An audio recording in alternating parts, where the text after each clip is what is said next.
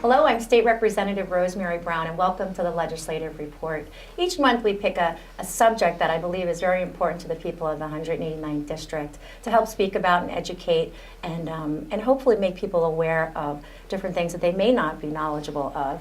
And today we have a very serious subject, a subject that is of great concern, and maybe a subject that you may be surprised that is happening right here in Pennsylvania and in the United States. So unfortunately, the deep subject of human trafficking. And so we have a great panel here today that I'm going to let them introduce themselves, because they are, some of them are with the Monroe County District Attorney's Office, and then we also have a wonderful church that is very involved, the Stroudsburg Wesleyan Church, that is very involved in this subject as well. So let's start off with introductions, and we were going to have a nice conversation and try to educate the people watching a little bit about human trafficking and even what's happening right here in our area. So we'll let you go, Detective, first. My name is Kim Lippincott. I'm a detective with the Monroe County District Attorney's Office. I started with them in February of 2014, and since then my assignment has been narcotics and human trafficking. And the District Attorney's Office has really dove in headfirst into this human trafficking to try to do everything that we can and make an impact in the community. Thank you. Hi. My name is Michael Rakoczewski. I'm an Assistant District Attorney with the Monroe County District Attorney's Office. I've been with the DA's office since 2004, and since 2006, the area that I focused on has been violence against women as well as sexual assault victims. Thank you. I'm Angelique Labadie-Sahanowiz, and I'm an assistant pastor at Stroudsburg Wesleyan Church, and about a little over 2 years ago, we began the ministry Mission Possible Help End Trafficking, and our roles in that are to advocate, to create awareness, education, prevention, mainly for our community and beyond. Right, I've been seeing a lot of the different seminars that you have been offering, which we can get into a little bit about that as well. I'm Beth Weeks, and I am an activist against human trafficking. And I'm also with Mission Possible at Stroudsburg Wesleyan Church. And my role is to raise awareness and educate the community on human trafficking and hopefully prevention. Great. Well, thank you all. And you all have a different role a little bit in the community and what we're trying to do. But I know even as a state legislator, you know, when you hear the human trafficking, when I was first brought to the attention of it, I myself was even surprised of, you know, Pennsylvania's statistics and even our country, and Pennsylvania being a kind of a cross-through state where, you know, we have a lot going through the state, which is really tough and something even of concern. But we've made a lot of awareness with resolutions and then the hotline as well, so that you know, if somebody was to feel that they were in a situation, there would be, if they would see the hotline number, if they could possibly get to a number to call, or if somebody was witnessing something they suspected to be unusual, there was the hotline to kind of direct towards human trafficking. So there's been some good movement forward, but I think there are still some other measures that the legislature and the state of Pennsylvania is looking at to make improvements to help try to protect people from human trafficking, which we often refer to as modern day slavery, which is just unbelievable to think that even this concept is there.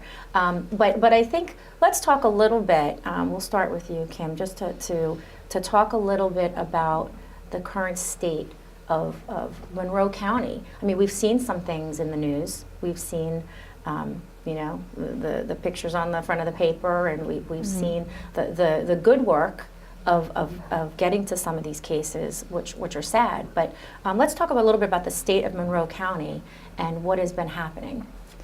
Prostitution is a major problem right now in Monroe County. I would say half of the women engaging in prostitution, maybe a little bit more here in Monroe County, are victims of human trafficking. If they're not victims of human trafficking, they're certainly victims of a circumstance, whether it be drug addiction or something of that nature. So we do our best to help the victims as much as we can. We work with several organizations. We work with some organizations in the Lehigh Valley and some safe houses to get the victims help. And that's our goal, is to get these women back on their feet. Nobody wants to be a prostitute. Nobody wants to be trafficked. So our goal is to get the pimps off the street. We work very closely with the FBI and Homeland Security to try to get federal indictments on human traffickers and work cases to the largest level that we can. to put these individuals away. And when I say trafficker, and I'm talking about pimps, I'm not talking about what people normally think of. They think of That's what I was thinking, like you try to clarify right, a little pimps, bit. you know, when people think of pimps, they think of bling, and they think of a guy walking around with a cane and a fancy hat and something of that nature, but that's not always what it is. We've had women here in Monroe County that we've prosecuted for human trafficking and involuntary servitude, and I'm sure Mr. Rakoczewski can speak more on the legislative aspect of that and the penalties criminally. But that's all stuff that we've seen here in Monroe County. We've made over 50 arrests for prostitution. We've made over 50 arrests for promoting prostitution or patronizing prostitution. And when I say patronizing prostitution, that's the Johns. That's the people who are paying for sex. Right. That is a third-degree misdemeanor. So we've done a lot of that, and a big part of that is doing the press releases and getting it in the paper. When it comes down to prostitution around here, it's supply and demand. You know, the demand is there, so the supply is going to come. When we talk to a lot of the prostitutes, a lot of them say, I know I can make money in the Poconos. I know the Poconos is big money. So we learn that from the prostitutes. We sit down and talk to them and learn why they're coming here to the Poconos. And part of it is because of the tourist That's what I was gonna population ask you. It's that's interesting going to hear on. that comment, you know, Sure. where does that stem from, you think? So you think it's a tourism piece too? Yeah, I think a lot of it is the tourism piece. A lot of it is because of some of our larger businesses in this area that host travelers from other states or other countries or you know, things like that. Those are a lot of the Johns.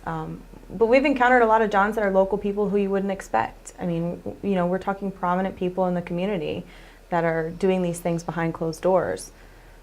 It's very disturbing, but it's unfortunately something we see a lot here Right. in Monroe County. Yeah, it is. It's interesting to hear that comment, and it's a little scary to hear that comment, to think that, you know, the Poconos is where you would kind of want to go or be or do, you know, to have that. But so when you talk about human trafficking, you talk about prostitution, as we get further into everybody talking about this, you're really talking about full control of a person. Absolutely. And so, and I just want to clarify, just for the viewers too, are we talking about 100% control of somebody, or is it at times when the person is out of the other person's presence, and sometimes in that person's presence of the human trafficker, is it 100% control, or is it, you know, sometimes 50% of the human trafficker's control, and then sometimes they have some independence?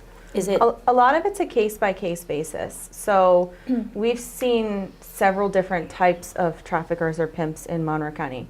Some of them like their women to be addicted to drugs, specifically heroin. They like for those women to be addicted to heroin because they use that as a control mechanism.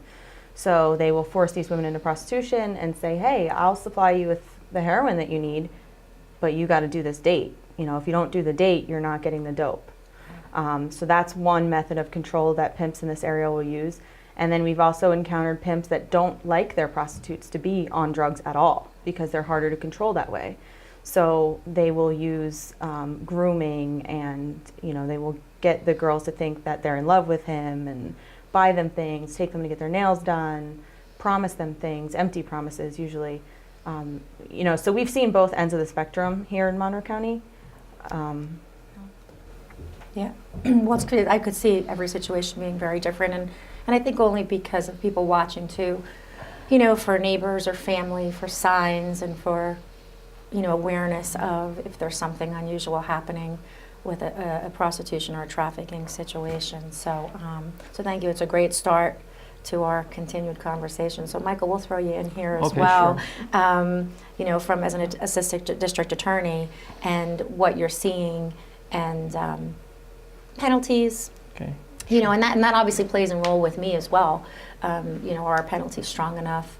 Do you think it's a deterrent? Do you think what we could do better? And just your perspective on Okay, the whole sure. situation as well. All right, sure. The statute that we're talking about that we use right now to prosecute defendants is human trafficking and involuntary servitude. Those statutes, there are two different statutes, but there's some overlay and a lot of related interplay. Those two statutes, though, are fairly new statutes. They came into effect in 2014. I think they were effective September 2nd, 2014. So they're fairly new. Prior to that, the only thing that we had as a prosecutor or a law enforcement agency would be prostitution, self-promoting prostitution. And the penalties for that weren't really strict enough and harsh enough. Misdemeanor offenses or felony 3 at the worst. So with the statutes, the human trafficking is a felony 2 unless the victim is a minor, then it's a felony 1. The involuntary servitude is a felony 1 offense. Felony 2 offense, maximum possible penalty is up to 10 years incarceration. For a felony 1, it's up to 20 years. So there's a lot harsher penalties that give us more tools to deal with this. And as Detective Lippincott was saying, we've taken a proactive approach whereby we have several different stings that we're using and utilizing to try to target these individuals. Also, as part of that process, we work in conjunction with federal authorities as well, because the other thing is where we're located in Monroe County that's why they call it the Keystone State, Pennsylvania. There's access to a lot of other states. You have New York, New Jersey, and we see a lot of cases where individuals bring the human trafficking, they bring the victims here to Pennsylvania, the prostitutes, to engage in work here where they may be from New Jersey, New York, or various other states, and there's a lot of overlay and overlap with the federal prosecution. That's why a lot of times we work with them, and if we can identify a case that's appropriate for referral, let's say to the federal authorities, because they cross a lot of different state lines, we do that. Is that often used as a tool? Sometimes, obviously, sure. to break the line of chain of where they can follow, and going from state to state makes it much more difficult to. Sure, and we follow. can only prosecute, of course, anything that happens in our jurisdiction. So a lot of times we have individuals who come to our attention that have been trafficked in New Jersey, in New York, or even other states. So the only thing we could do is either refer it for prosecution to that state or go federal. But with Pennsylvania, we do have some additional tools with the new statutes. And as part of this process, we try to identify the victims of human trafficking as well, who are the prostitutes who are forced into this. And along with, I don't know if you want me to talk about the coercion part a little bit. Yeah, because you also want to protect Sure. the victim, which I know has been a big conversation with us in the state, of how to protect the victims themselves and let their lives, move forward after, hopefully. And that's one of the big things that we do, in particular Detective Lippincott does, works closely with different agencies who can help victims. And one of the things we do is not just identify the people who are engaged in trafficking, but the victims as well. And if we have a prostitute who we identify as a victim of human trafficking, we're not going to be inclined to really prosecute them, because we're looking at them now more as a victim, and we want to get them help and get them out of that lifestyle, because part of the nature of it is the coercion. And the statute itself actually has a list of different ways somebody can be coerced.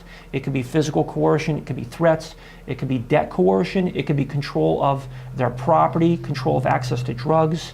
And as Detective Lippincott said, we see a wide variety of all those different areas. Yeah, and then actually, that's a great, we're going to take a quick break, but that's a great spot to stop, and I think come back and talk about the different ways a little bit more on how and who's targeted towards this, and ways to kind of protect your family and the people in your lives. And then we'll go forward and talk a little bit with the Wesleyan Church and what they're doing as well. So stay with us, and we'll be back with the legislative report.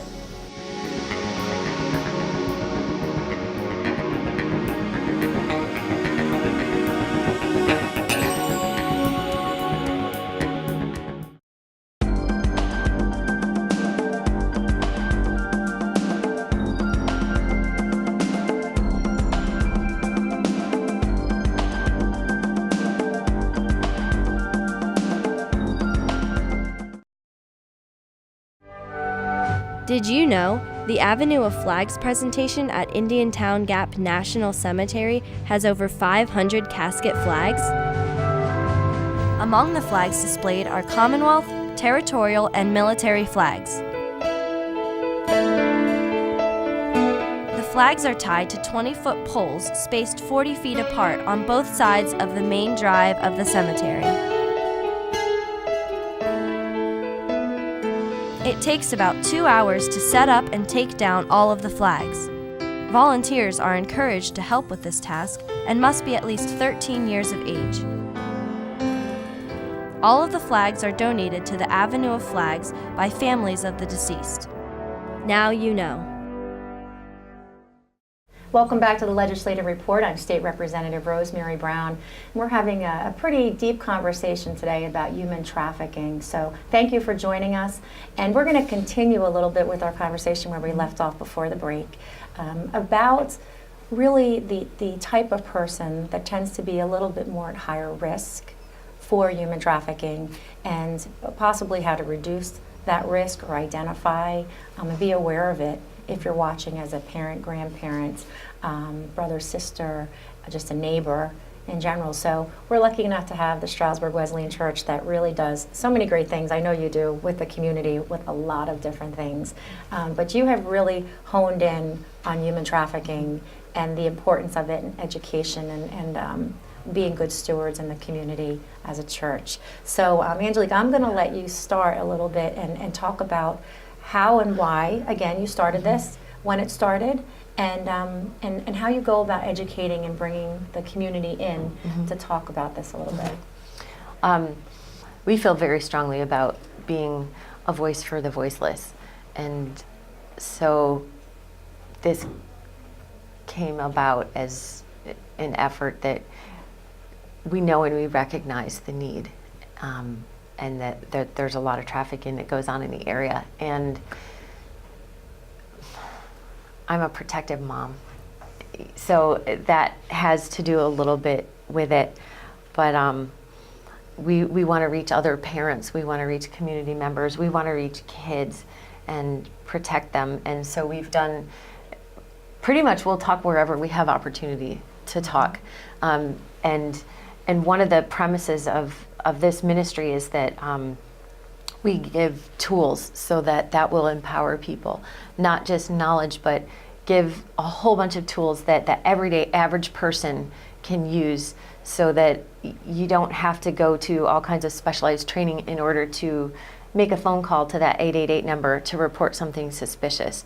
Or you can sign petitions from your home. We can send postcards to legislators. We can learn what the signs are of people that are at a higher risk and watch for those kids and talk to their parents, talk to those kids.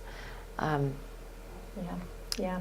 Well, listen, and Detective, we were talking a little bit before we started the show about, as parents, and myself, I'm with you, as the mother, that's, you really feel sometimes you make your children a little bit nervous because you're having these conversations, but it's important to have them because you have to educate them and keep them aware before maybe somebody else educates them in the wrong way.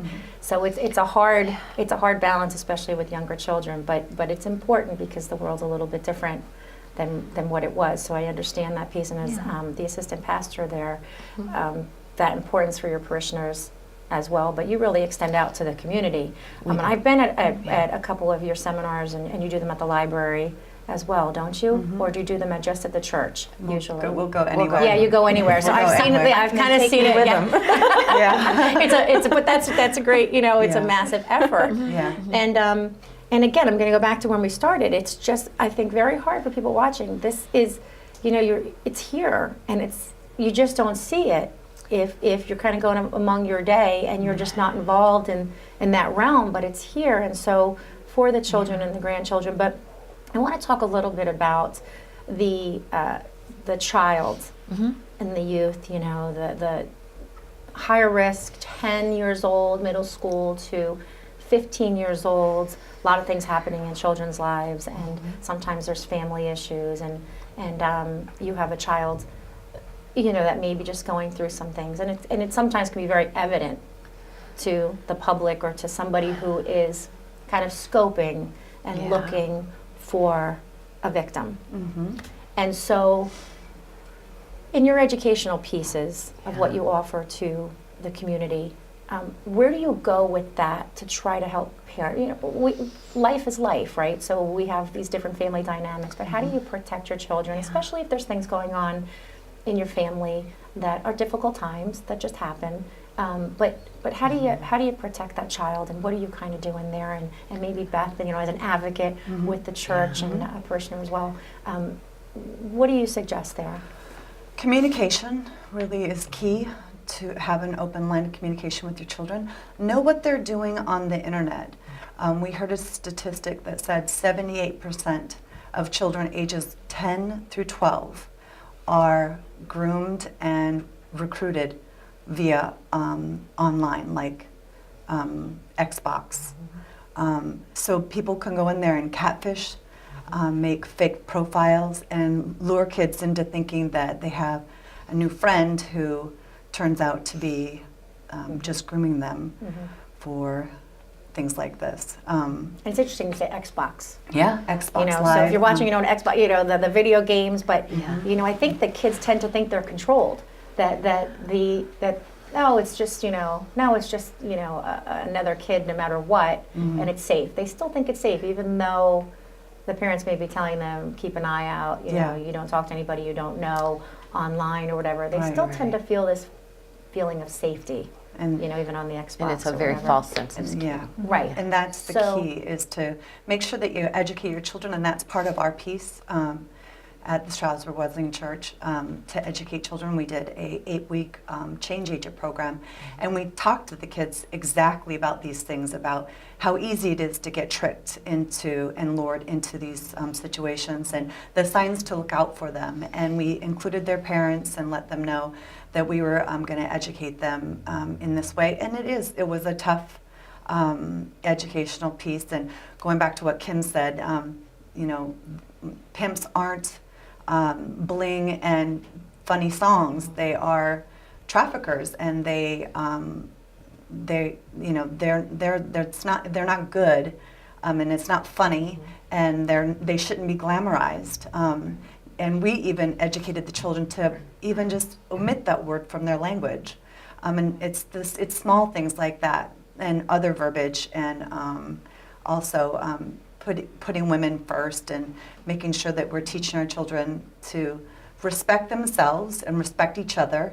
And that all goes back to communication with the kids. And there's a lot of tools available included in like your cable packages that you can safeguard your home just by blocking out things, by settings. You can block out things that you wouldn't want to come into your homes, like people out there looking for kids and whatnot. So there's simple tools and simple ways that you can protect your house and your children while they're inside. Right. And they I would say I'm too sorry. that kids need parental supervision. There's no reason a kid should have a computer unsupervised in their room. In their room. That's just an invitation for predators to come and do something, and they can see through those lenses. We learned from an FBI agent that, you know, always keep a piece of tape over that. Webcam. Thank you, webcam. But I mean, there are so many simple things that can be Right. done and should be done, and kids don't have the reasoning skills. Teenagers certainly don't.